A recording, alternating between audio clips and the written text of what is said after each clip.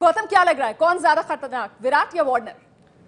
देखिए, अगर आप टीमों के बारे में बात करें तो कहीं ना कहीं बैटिंग आरसीबी की ज़्यादा स्ट्रांग है, बट बॉलिंग अटैक सनराइजर्स का बेटर है। और मेरे को लगता है कि बैंगलोर में जो बेटर बॉलिंग डालेगा वही जीतेगा। और जिस तरीके से मुस्तफिजुर ने सनराइजर्स के लिए बॉलिंग डाली है पूरे टूर्नामेंट में, वो बहुत बड़े एक्स फैक्टर है उनके लिए। उन्होंने लास्ट मैच नहीं खेला तो गुजरात ने 160 रन बनाए। डेथ बॉलिंग इतनी अच्छी नहीं रही थी। कहीं ना कहीं भुवनेश कुमार और मुस्तफिजुर के जो लास्ट 4 ओवर हैं वो बहुत क्रूशल होंगे। But batting wise obviously RCB much stronger, because अगर आप सनराइजर्स में देखें तो सिर्फ डेविड वार्नर है जो इम्पैक्ट प्लेयर है। आरसीबी में उनके पास AB de Villiers, Virat Kohli, Chris Gayle और शेन वॉटसन है। बट फिर मुझे लगता है कि जो बॉलिंग बेटर डालेगा वही वो मैच जीतेगा। फिलहाल आप मानते हैं कि विराट कोहली ने ऐसा दबदबा बना लिया है कि दहशत सामने वाली टीम को, नाम ही काफी है विराट कोहली। 919 रन किसी भी फॉर्मेट में बहुत बड़े रन होते हैं, और अगर ये 81 रन करने में कामयाब हो जाते हैं तो ऑब्वियसली एक इतिहास बन जाएगा, उनकी तारीख का हिस्सा बन जाएंगे। लेकिन बहुत बहुत बेहतरीन बारी की उन्होंने। मैं ये समझता हूँ कि जिस तरह उनकी टीम नीचे लगी हुई थी, उन्होंने जिस तरह बैटिंग करके कोशिश की, एक रेलेंटलेस परसूट जिसे कहते हैं, रेलेंटलेस परसूट, वो गौतम गंभीर 2 साल पहले कर चुके हैं, 2 आईपीएल जीते हैं।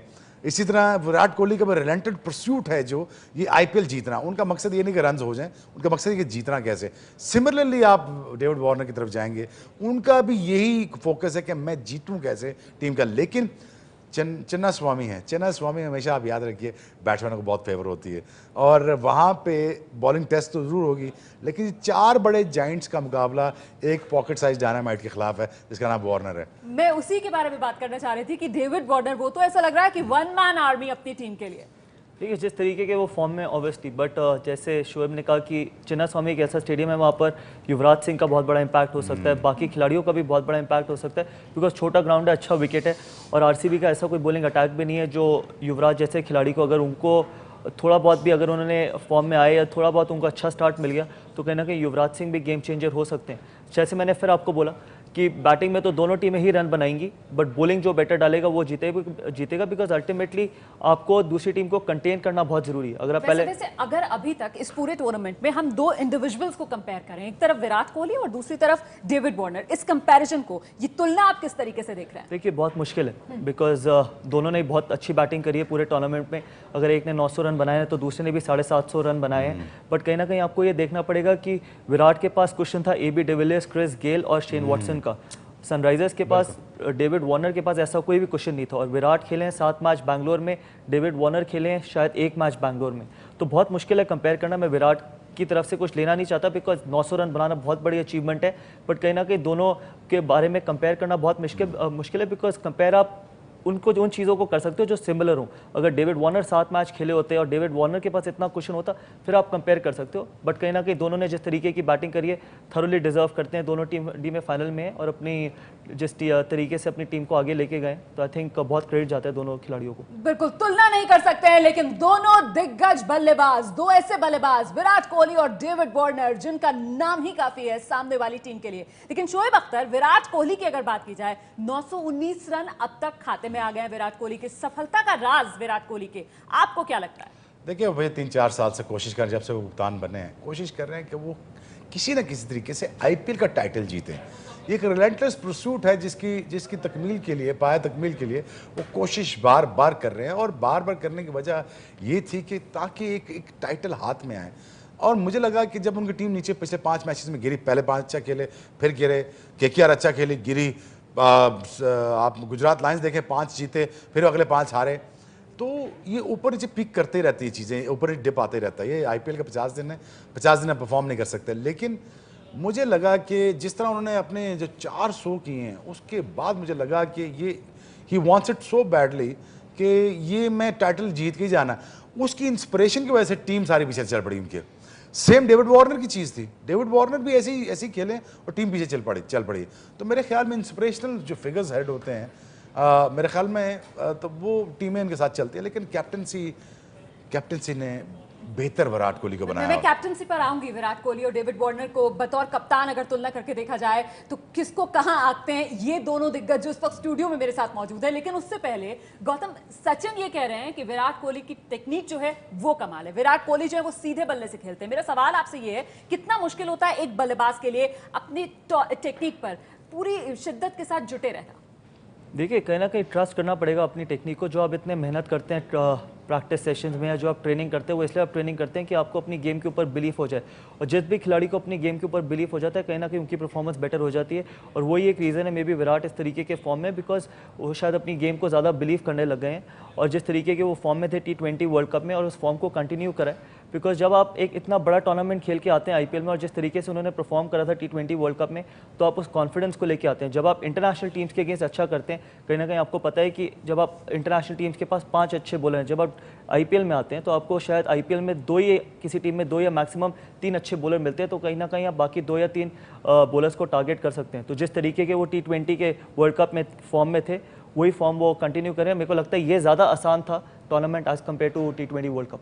T20 वर्ल्ड कप से ज्यादा आपको आईपीएल सीजन 9 आसान लग रहा है विराट कोहली के लिए? बिकॉज आप इंटरनेशनल क्रिकेट जब आप खेलते हैं तो आप 5 अच्छे गेंदबाजों के अगेंस्ट खेल रहे होते हैं। जब आप डोमेस्टिक टूर्नामेंट खेलते हैं तो आप किसी भी टीम में देखें, शायद किसी के पास 3 अच्छे बॉलर हैं, किसी के पास 2 अच्छे बॉलर हैं। तो आप अगर उन 2 बॉलर्स के 2-2 ओवर खेल भी जाएंगे, बाद में आप किसी डोमेस्टिक बॉलर को टारगेट कर सकते हैं। बट इंटरनेशनल क्रिकेट में ऐसा नहीं होता। इंटरनेशनल क्रिकेट में रन बनाने के लिए आपको अपनी गेम को बिल्कुल पीक पे लेके जाना बहुत जरूरी है।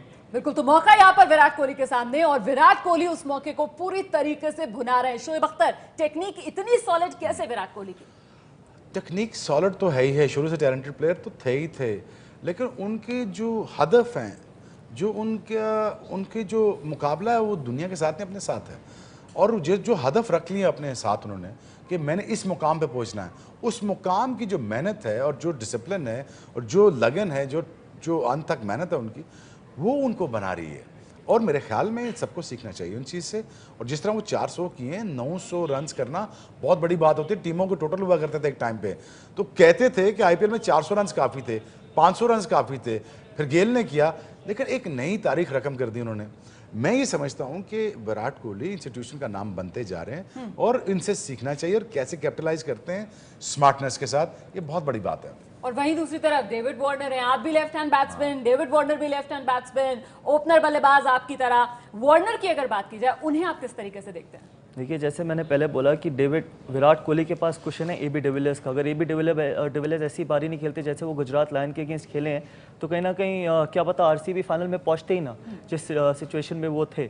बट अगर आप देखें जिस तरीके की बारी डेविड वार्नर खेले लास्ट मैच में, अकेले टीम को जिता के लेके गए, वो अगर आपके पास ऐसे खिलाड़ियों का क्वेश्चन ना होने के बावजूद भी अगर आप फाइनल में खेलते हैं और एक खिलाड़ी आपको फाइनल तक लेके जाता है, तो आपको बहुत क्रेडिट देना पड़ेगा। किसी भी टीम के पास अगर ऊपर से क्रिस गेल आपके साथ ओपन कर रहे हैं, फिर आपके पास नंबर 3 पे अगर AB डिविलियर्स आ रहे हैं, शेन वॉटसन आ रहे हैं, तो आप और खुल के खेल सकते हैं। अगर डेविड वार्नर के पास इमेजिन करो ये सारे प्लेयर्स का क्वेश्चन होता, तो डेविड वार्नर और कितने आई थिंक घातक हो सकते थे, ये हम सब जानते हैं। क्योंकि आज डेविड वार्नर के साथ कोई इतना ऐसा इम्पैक्ट का खिलाड़ी नहीं है, तब भी जिस तरीके की उन्होंने परफॉर्मेंस दी है, तो मुझे लगता है कि बहुत बहुत ज़्यादा क्रेडिट जाना चाहिए डेविड वार्नर को। तो बैंगलोर वर्सेस हैदराबाद, क्या माना जाए, कप्तानों की लड़ाई देखने के लिए मिलेगी?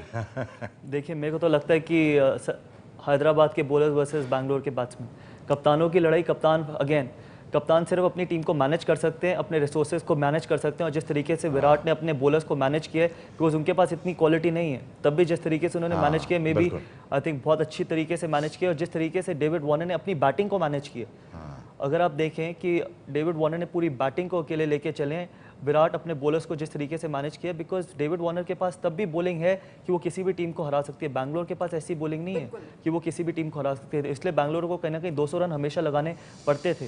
तो मुझे लगता है ये बैंगलोर की बैटिंग वर्सेस हैदराबाद की बॉलिंग के बीच में मैच है, 2 कप्तानों के बीच में नहीं। चलिए चलते चलते एक और आंकड़ा मैं जल्दी से दर्शकों को दे दूं।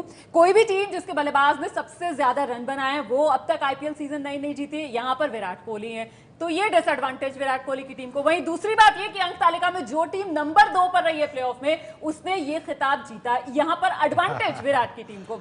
अब छोड़ती हूं मैं आप दोनों पर, पलड़ा किसका भारी? चलिए जीत हार का सवाल मैं नहीं करूंगी जी। RCB क्या बैठा हूं आपको, विराट बोलिए ना सर। विराट कोहली। विराट को मैं चाहता हूं कि वो जीते इस दफा, लेकिन फिर मैं कहूंगा मुकाबला बहुत कांटे का है। ये हैदराबाद की टीम ये पड़ेगी आपको, और ये टफ मुकाबला देगी। और अच्छा है कि आईपीएल अच्छे नोट पे खत्म हो और आखिरी बॉल पे खत्म हो।